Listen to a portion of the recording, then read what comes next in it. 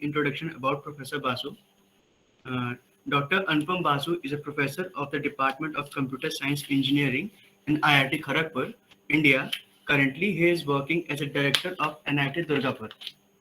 He has degrees in BE Electronics and Telecommunication Engineering from Jadavpur University and ME Computer Engineering and has PhD in Computer Science from IIT Kharagpur, India. Previously, he had also taught at the University of California, Irvine and University of Guelph, Ontario, Canada as a visiting professor and have been the Humboldt Fellow at TU Dortmund, Germany. Even before that, he had been a system engineer for Weber Computers Limited, India. He teaches computer architecture, operating system, and embedded systems here at IIT. He had also taken artificial intelligence, intelligent system, and cognitive science courses here, and his research interests are embedded system, natural language processing, assistive technology, natural interference design, human-computer interaction, and ICT 4D. His recent professional contributions and involvements are Program Advisory Committee member (SERC) of the Department of Science and Technology, Government of India from 2007 to till date. Second, Technical Advisory Board member of Microsoft Research India from 2006 to till date. Third, Technical Advisor, Indian Institute of Cerebral Palsy from 2006 to till date. Fourth, Research Advisor at TCS Innovation Lab from 2011 to present. So welcome. Our sir, now the sessions and the to you. So we are giving them content to you. Thank you. Okay. Good morning. Let me share the slides first.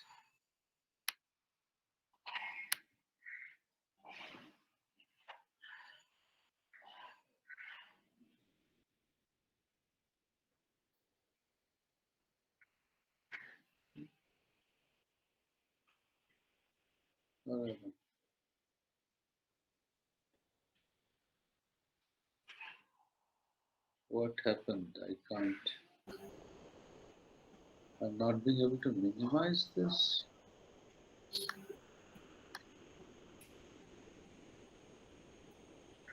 Sir, you can take the entire screen. Yeah, I've taken the entire screen. Again, the same problem. Minimize your. I'm not being able to minimize. There's a problem. Let me just. That's the right corner, right yellow button. Left, sir, left. Top right, left, the yellow button, sir. Top left, yeah. So is it visible now? Yes, sir, visible, but you can enlarge it more. Yeah, I'll do it in the. Yes, nicely visible to us. Yes. So this talk is on cognitive load. I just gave the same talk a couple of days back. So might be in the audience, I could see at least 2 people who have attended that talk. So to them, it may be a repetition, or they can also look at it as a revision. But for others, it may be new. Now, this talk is on cognitive load, and we'll try to explain what cognitive load is in the course of this talk. But as in my inaugural words, I was mentioning that as we pump in more and more information, as we pump in different lessons to the students, it creates different pressure on the student's mind. And depending on the optimality of the pressure, the absorption of the learning material will vary. Okay, so therefore, we need to optimize on the cognitive load, and we have to know, first of all, we have to understand what cognitive load is. Okay, so with that, now if we want to understand cognitive load, the first thing that we need to understand is how do we memorize, when we listen to something, how is that absorbed in our brain? For that, we have to have an idea of the memory structure. So in our brain, we listen, we see, we hear, and we maybe I get some feelings from touch. Whatever I get from the external world, that comes in my sensory memory. And from that sensory memory, I really want to keep that in mind. Therefore, I utilize some extra resource in my brain that is called attention. So we have to devote some attention. Now, it is not an abstract thing, it is some physical process that helps you in transferring whatever I have heard into a memory, short term memory as it is called. Now, this short term memory, the duration during which, for which, an information can remain in short term memory is varies, but it is not long, it's short. So, for example, if I tell you a line of a poetry, then unless, say, if I say, Humpty Dumpty sat on a wall, Humpty Dumpty had a great fall, now that you will remember because that you know, that you knew for a long time.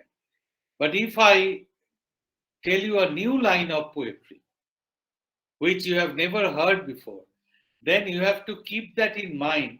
And if after 15 minutes you know that after 15 minutes I'll ask you to repeat that line, in that case, what you can do two things. Either if that line is interesting to you, you can encode that and try to remember it for long term. All right? You can remember it for the long term, in the long term memory. Otherwise, you can rehearse it. For example, for those 15 minutes, continuously in between your other things that you are doing, you are continuously rehearsing that and keeping the thing alive in the working memory. Now, after this, if we want to say, for example, in our childhood, we had learned the poetry Humpty Dumpty sat on a wall, and that was so long before, but yet we still remember that because it is in the encoding. It has been encoded in the long term memory, and from there we can retrieve it and we can then recite it again. So that is the basic mechanism, model of memory as it is called, but there are different other things also. A very important thing here is, of course, the working memory. Now, if we look at the working memory, and this is the thing that really differentiates between students, the capacity of working memory varies among the students. All right, varies among the students. So, the long-term memory, on the other hand, supposedly has got infinite capacity and quite long, 50 years, 60 years, unless we have got some problems like amnesia in our brain that will remain there. But the working memory plays a critical role, and this working memory has been modeled by Badley in this form. It has got two slave components, you can see. One is the phonological loop, another is the visuospatial sketchpad. That means whenever you hear some word or I show you something like a car, I show you CAR, then you immediately mentally you utter the word car, and that is there in your phonological loop of the working memory. And also, you somehow visualize some sort of a car that remains in your visuospatial sketchpad. That remains here. All right. So, both of these are active at the same time, and there is a central executive, which is a process. Now, when we talk about this models, this has got very much similarity. I mean, quite a large extent, and they are similar to the computer memory models and computer process system. For example, you can see that there is a process, central executive process, which is refreshing these memories for a while, and also this is a buffer where this is putting this on, and this buffer is actually working as an interface to the long-term memory. So whatever is there coming in this buffer is being pushed to the long-term memory if we want to. If we consciously want to encode it, it goes up there. So that is the overall architecture of Baddeley's model. Now, here I am utilizing the notion of computer science to draw a process and memory model. So here you can see that I have shown that these are the resources, and there are a number of processes. The processes can be, one process is maybe I'm reading a textbook, all right? So that process is going on. So what is happening in that process? I'm seeing that thing, it is through my eye, it is going into my brain, I am trying to understand it, and all those things are happening. And maybe there is another process that there is a music being played, a song is being played, and I'm also listening to that. Now, obviously, I am dividing my attention to do both the processes. So whenever we carry out multitasking, we switch. The students of computer science will know that we switch our resources among the different processes. So here, the resource that is being switched first is the attention. Now, just for the completion of the understanding, each of us have got a fixed capacity of attention. Now, when we are rested, when we have slept well, we are aroused and our attention, we can put more attention in the class. But as the day goes on, say in the afternoon classes, all of you are teachers, it is expected that the students' attention will be reduced because their arousal is reduced. So at night they had a good sleep, so it picked up. After that, it is continually decaying. Now, how much it will pick up will vary from person to person. So, and in the afternoon, how much attention a person can still pay will also vary from person to person. But this resource, if I consider this to be this wide, becomes narrower and narrower. All right? And so, and as, moreover, say, even if this is a complete width of the resource, right now I'm dividing it among two processes. Maybe this is the music is being played in a subconscious manner. So this will have a small width of the attention, but the major width will be to this process. The same thing is happening to this working memory. Now, both these are being pushed through our attention into the working memory. And therefore, just like a computer memory, there are fixed locations, number of locations, that is being shared among more than one process. So each process is having a limited capacity of working memory at its disposal.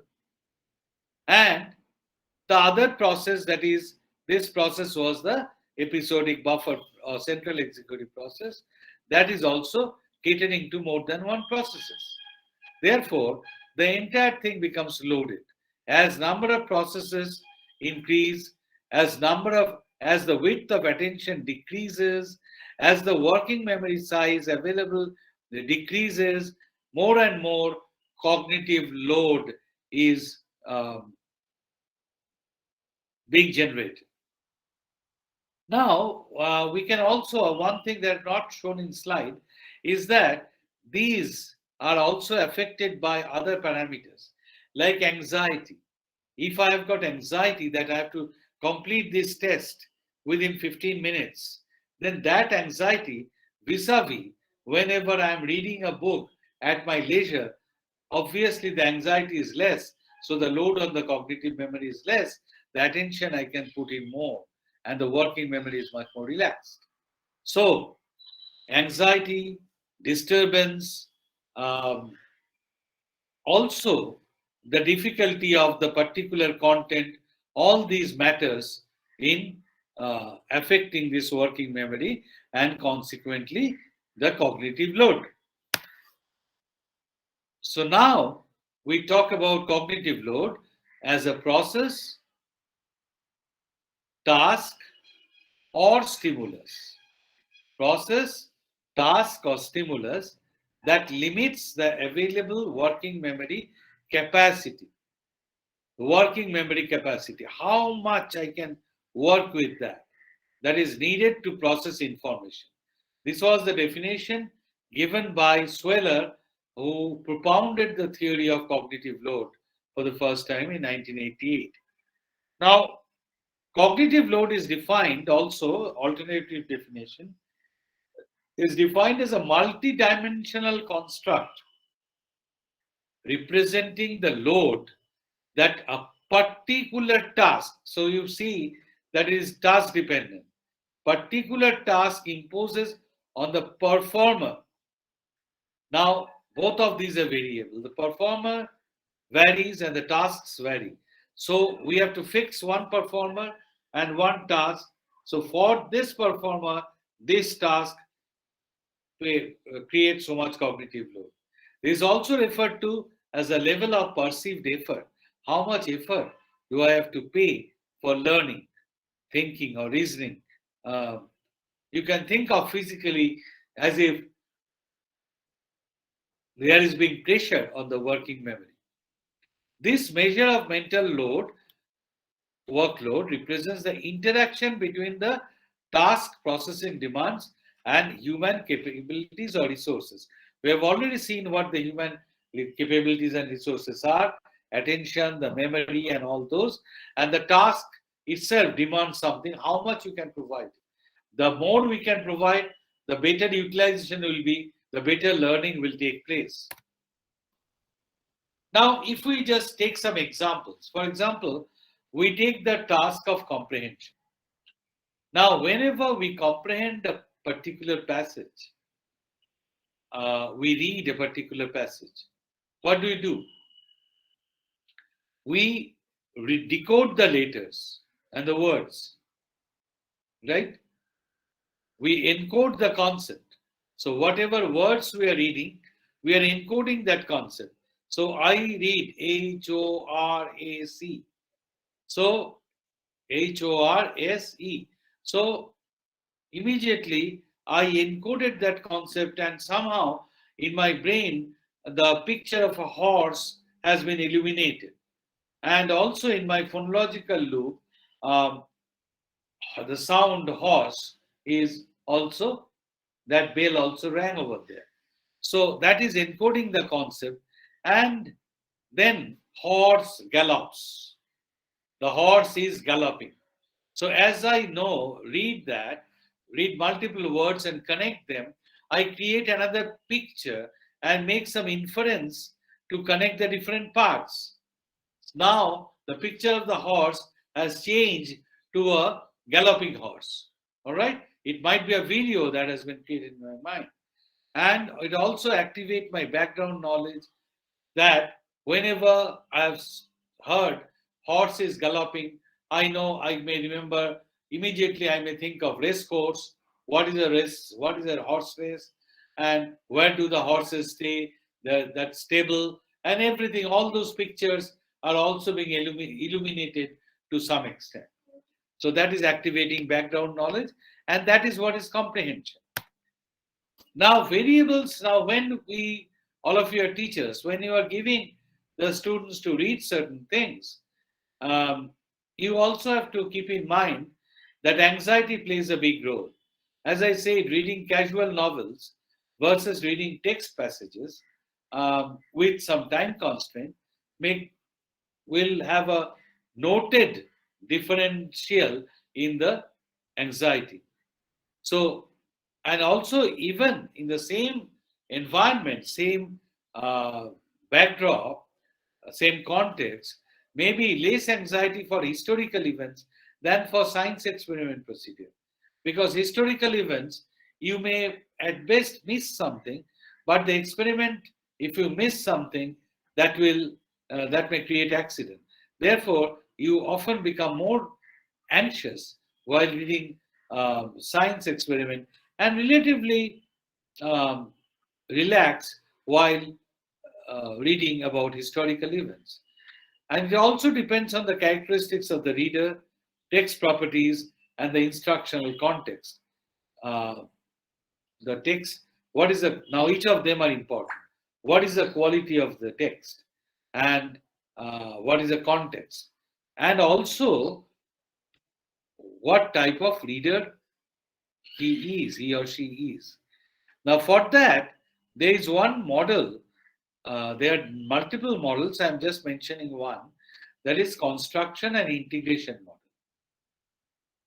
In that, it is said that the readers are constructing a mental representation of the text from textual information and the activation of related background knowledge. So it is creating a mental representation. After that, it is integrating that mental representation along with the background knowledge. As I said, that during construction, certain parts have been triggered, right? Some pictures have been triggered, some sounds have been triggered. Now, when I integrate the whole thing, and in my mind, as if I'm making a film of it, a picture of it, like that. So that is how we do the comprehension. Now, we talked about readers' characteristic of the reader. So the reader characteristics that that affects the working memory is individual's capacity or the working memory capacity to manage and manipulate multiple pieces of information in memory. Now, at this point, I'd like to mention that it has been proved by experiments that in working memory, we can typically store 5 to 9 knowledge elements, 5 to 9 data elements, 5 to 9 elements. But it is possible that we can chunk a lot of information as one element, and thereby we can keep more information in mind. For example, if I go on telling you a set of numbers like 1757, 1857, 1947, 2022. Now, if I now ask you, what are the digits that I have mentioned? It may be difficult for you to remember because I have already mentioned 12 digits at least, or 16 digits. But if I had said 1757, 1857, 1947, 2022. So you see, I have chunked these 16 digits into 4 information packets, 4 items. Now I can easily remember them.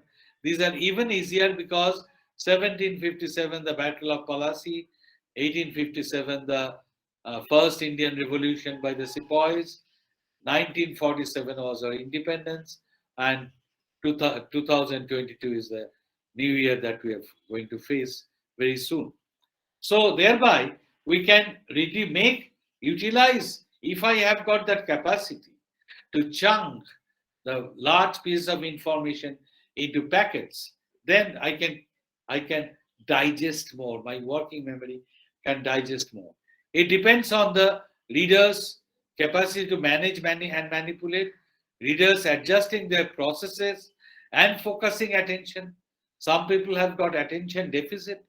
High working memory readers are more likely to focus on text information consistent reading goals. They like that I have got a reading goal. I want to know who is the culprit and how Sherlock Holmes identified him. That is my focus. So many other extraneous descriptions of deeply green trees and forests, marshy land, description of the marshy land is important. Description of marshy land, etc. All those, or the structure of a house, all those we put in the margin. We do not put much attention to that, and we can manage our attention so that my working memory is allowed to retain the most important points, right? High working memory readers are also better able to adjust inferential processing to align their reading goals. Also, text properties are important. We'll come to that. Let's look at this text. To find out the average of a set of numbers, first obtain the sum of the numbers, followed by dividing it by total number of numbers. So you can see it has got a certain degree of difficulty. To find out the average of a set of numbers, first obtain the sum of the numbers, followed by dividing it by the total number of numbers. On the other hand, if I just write it in this way, for finding average, add the numbers to find the sum, full stop. If there are n numbers, divide the sum by n. Which one is easier? Obviously, the second one is easier. But the content is the same message I am giving. But you see, the text characteristics are varying. And how will, what are the characteristics of the text we'll be looking at? We'll soon see. But so this is one example. Here are another text. In both the games of polo and hockey, sticks and balls are used. While polo is played on horses, hockey is played on feet. So you can understand what this text is doing. In both the games of polo and hockey, sticks and balls are used. While polo is played on horses, hockey is played on feet. Now, here I am bringing in two other texts. See the degree of difficulty of the text. Notwithstanding the protests from the opposition parties, the bill was passed. The Lok Sabha was easier to sail through, while considerable more opposition was faced in the Rajya Sabha, which witnessed frequent walkout. Obviously, this understanding the meaning of this text will be difficult for different levels of readers. Understanding words like sail through and all those background knowledge, it makes the text a little more specific, difficult, but the same thing could be written in this way. Say, for example, the bill was passed, though there were protests from the opposition. It was easy to pass the bill in the Lok Sabha. I break the sentences. In Rajya Sabha, there were many walkouts, so it was difficult. From here, the second text is obviously much easier and more comprehensible, I would say more readable, creating less cognitive load between the two. And this is what I mean by the cognitive load posed by the texts. How much? Here we have to first of all do a lot of processing, not only working memory capacity, but also, as you have seen, that there is an executive function which is processing the meaning of this word, notwithstanding. Okay, sail through. All these you have to process. More energy. Those are from computer science can understand. More CPU cycles are being utilized. More energy is being utilized. And thereby, but this is rather easier, but compared to this.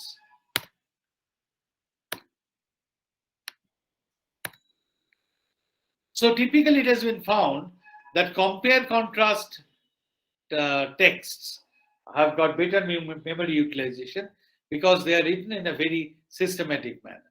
Problem response texts also have a better memory utilization.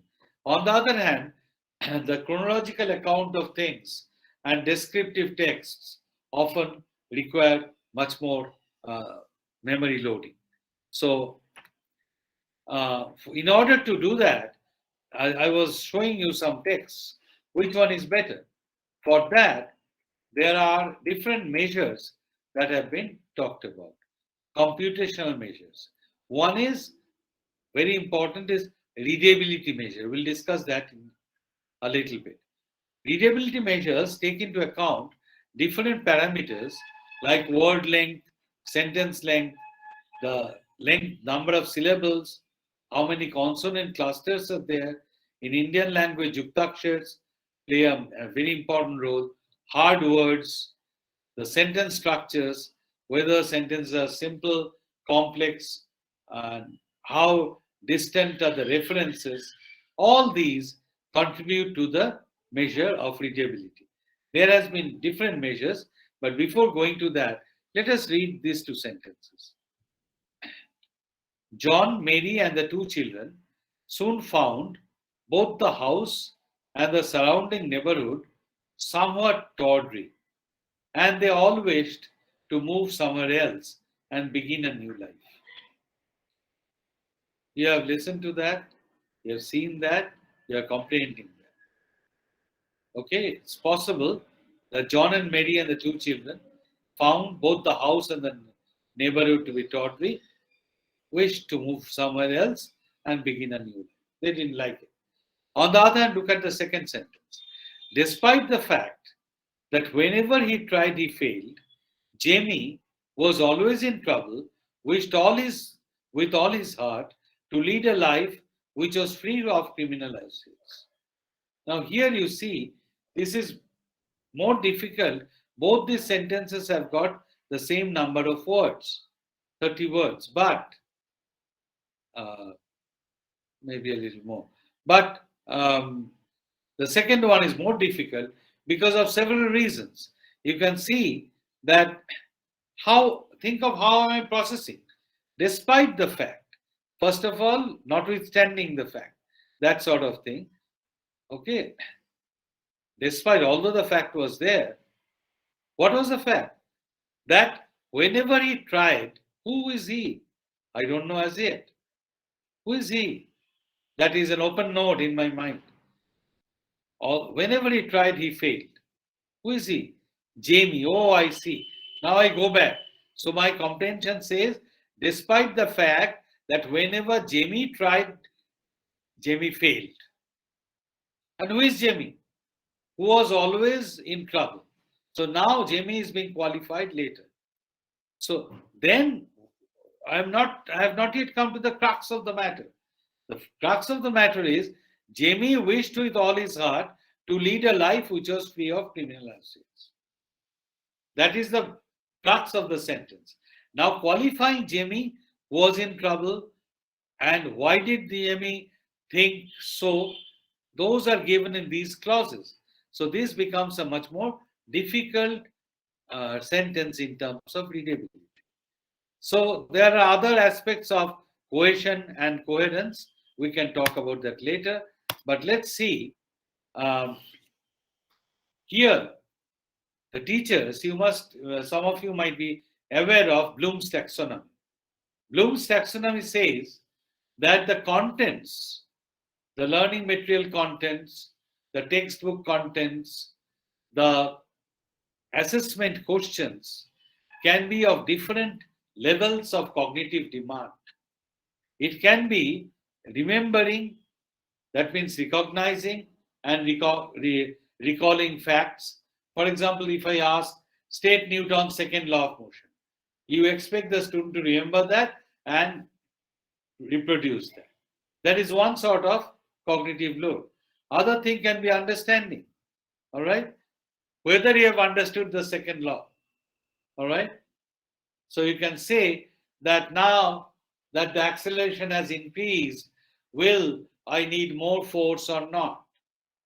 So whether he has understood the second law, then it requires further processing of the second law. Application. Now you can utilize second law to find out some values and do some computation. That means more processing.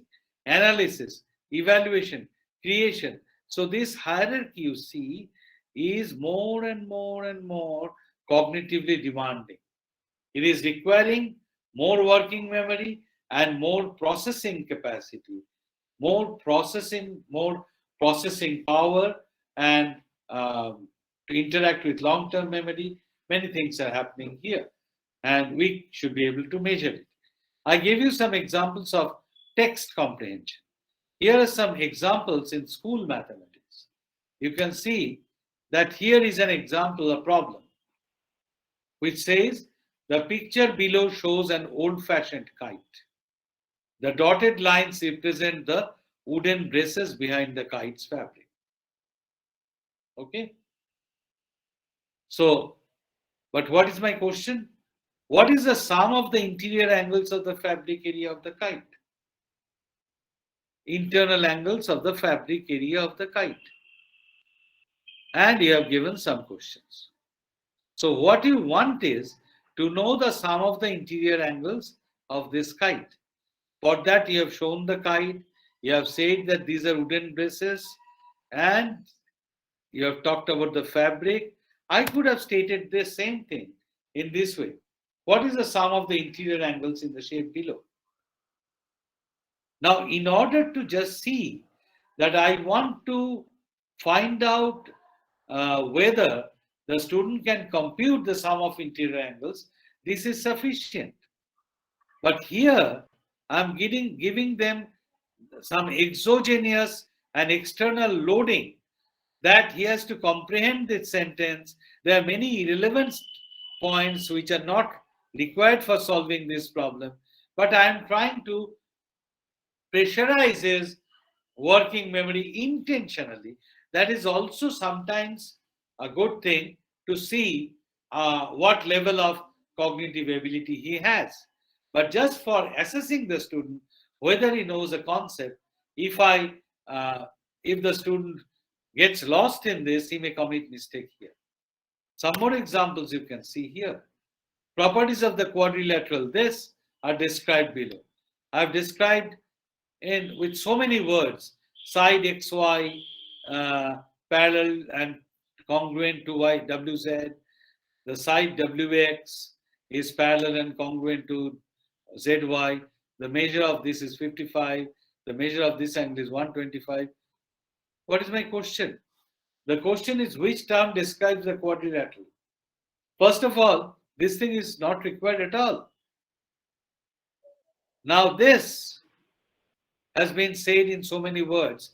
Here, it could be stated in much simpler form. What do we call this shape? The opposite sides are parallel and of the same length, which I have said in two sentences. First of all, the student will have to read. The student will have to process. And more blood and oxygen will flow in his brain. And thereby, his attention will be utilized. Attention will be diverted. And there is more chance for him to make errors. So sometimes we teachers prefer to lay traps to see whether the student commits mistake. But if we want really, that is what happens in most of the elimination tests. But for really assessing a student, we may think of trying such less loaded sentences. Similarly, the examples can go on. Here is another example. Just take this. Alice, Brad, Corey, and Derek each had a pizza for lunch. Alice ate 3/10 of her pizza. Brad ate 42%. Corey ate 2/5 of his pizza. And Derek ate 45%. Who had the most pizza left after lunch?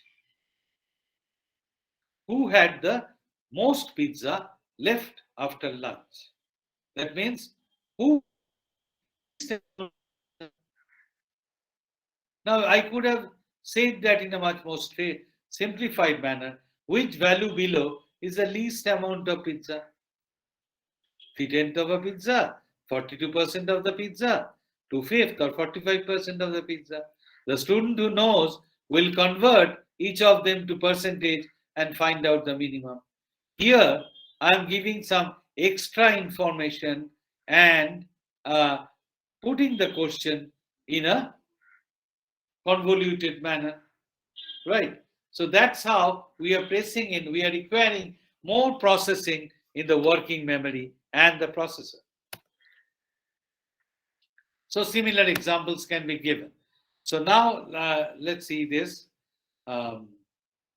This similar, very similar. Say for example this. Again, too much wordy and too many information. What am I trying to test here? Am I trying to test here is English comprehension, or I am trying to test here is mathematical ability? Dina has some packs of gum. Gary has one less than twice as many packs of gum as Dina. Which equation represents the relationship between the number of packs of gum Dina has and the number of packs of gum Gary has? So you give so much information, and on the right side, which equation shows that the number of apples Gary has is one less than 2 times the number of apples Dina has. So immediately I can see 2d minus 1. This will automatically come. So this is much easier way to say that Gary has one less than twice the number of apples of Dina. So if I want to see whether the student can really form equation, the right side is sufficient, but this left side is posing more cognitive load. So I can also, I just skip this, yes. So typically there are two guiding hypotheses. One is reduce the extraneous cognitive load of mathematics assessments. Extraneous loads, just the mathematics examples that I have shown. Reduce the extraneous load points. Reduce also the extraneous load that will reduce the student's anxiety while taking the examination. The anxiety part should also be taken care of.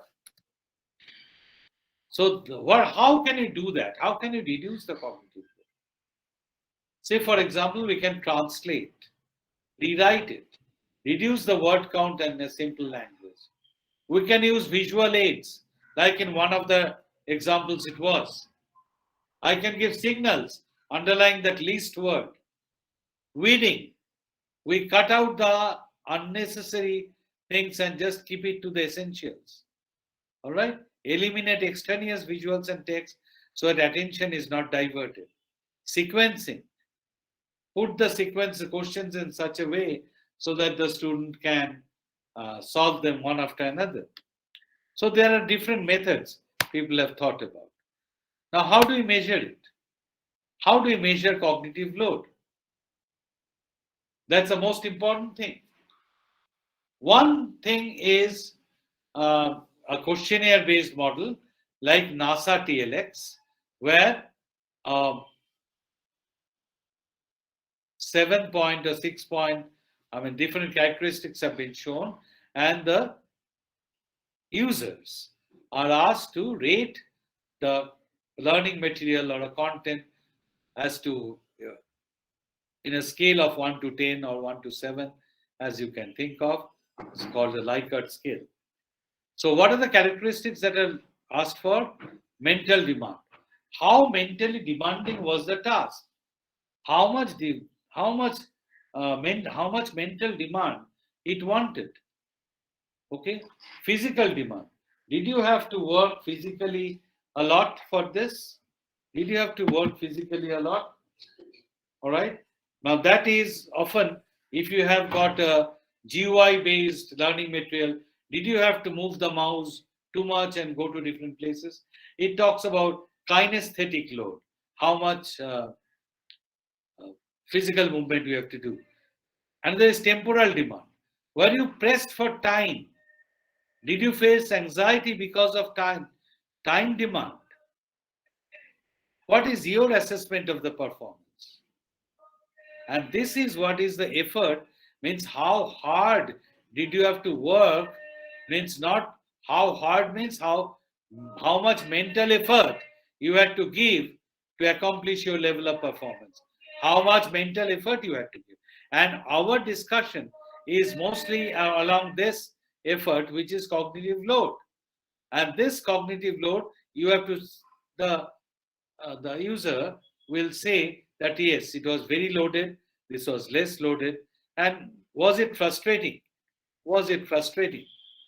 Okay, so in such questionnaires, that's one of the gold standards by which we can say that a particular learning material has been assessed by most of the users to be in this category. Now, there has been, just for texts, there has been different readability measures. Like Rudolf Flesch had proposed a readability measure with a formula which had average sentence length and a number of syllables in a word, average number of syllables in a word. And there was a regression formula that was fitted, and the readability value was found.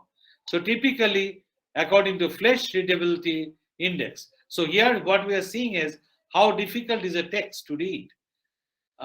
Very easy text will have 90 to 100 score. Easy text will have 80 to 90 score, so on and so forth. And that depended on average sentence length, average number of syllables. Now, this was not satisfying to all, so they came to another formula, like Robert Gunning's formula, where they took average sentence length plus the hard words, not only the sentence length, but the hard words. How hard are the words?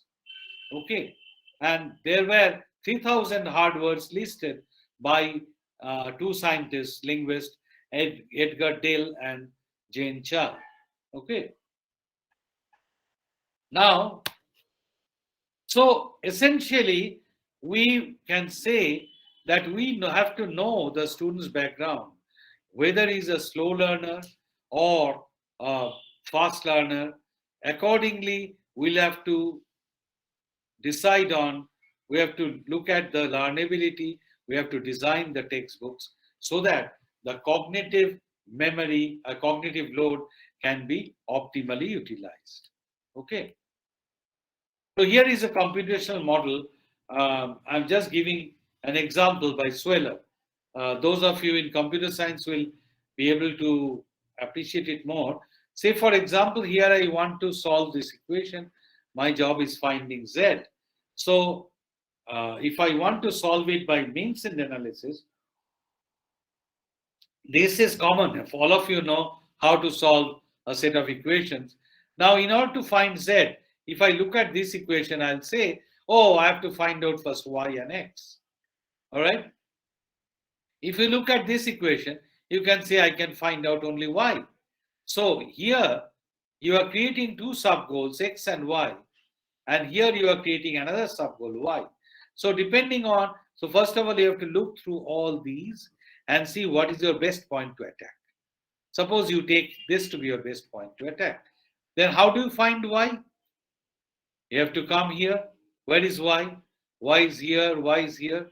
Now here, you have to find out Y, and you immediately create a sub-goal that I have to know X.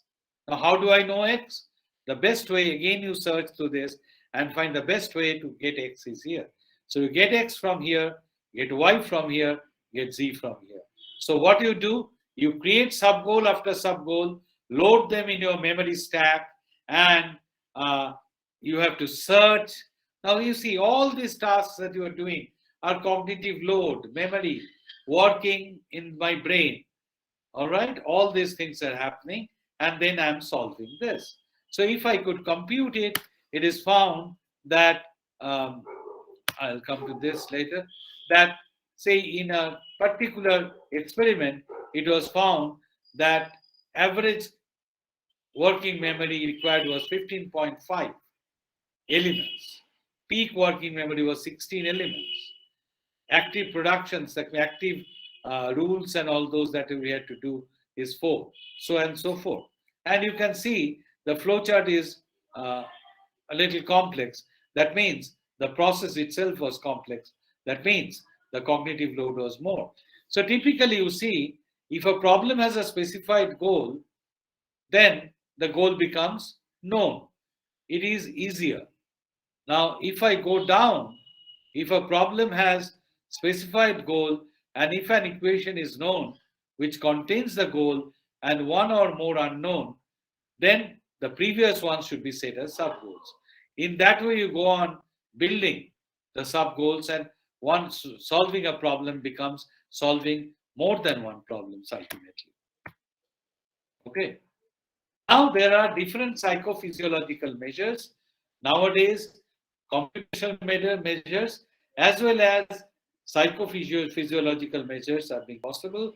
That means we can have biological signals and see how much anxious a student is at the time of examination.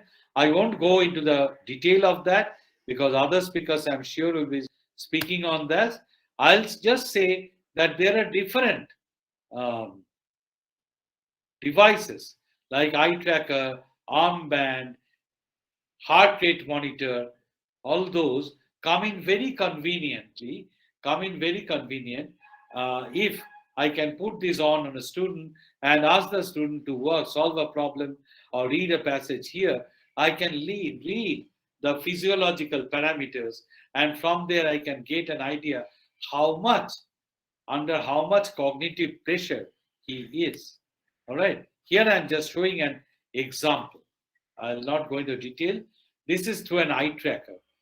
As I put in more attention, as my cognitive load is more, I have my eye pupils dilated.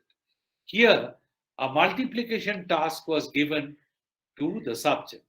So you see the red lines, the multiplication task was given visually as well as in an auditory manner. Now the visual one you see, this is the pupillary diameter. It was less. But as soon as the multiplicand was presented, it started going up. And then multiplier presented. Now he has to keep both in mind. 17 and 35, he is doing some multiplication, and his attention and this load has increased in terms of pupillary diameter. And then once he gives the response, it comes down again. We can see that if instead of visual stimulation, it is given as an auditory stimulation, you have to listen and remember and multiply, then that load is even more. Okay, this can be predicted and seen from pupillary dilation. So here is another example, that is, you are given a digit span. Digit span means I am going to tell you digits, 7, 9, 2, 1, 5, 6, like that, whatever I go on, and you have to remember the span.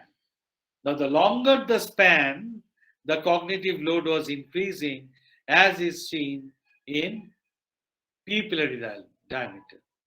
Now you can see that when present orally, it is here, pupillary diameter, and when presented visually, it is like this. All right.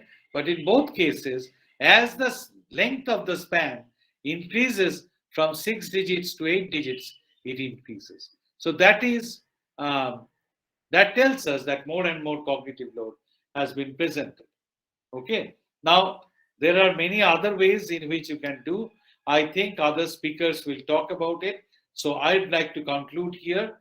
And there are biological ways of cognitive load assessment. I'm sure the later speakers will be talking about it. So with that, I'm concluding here. If you have got any questions, I'll be happy to answer. Thank you, sir. Dear participants, any questions from your side, you may ask to him.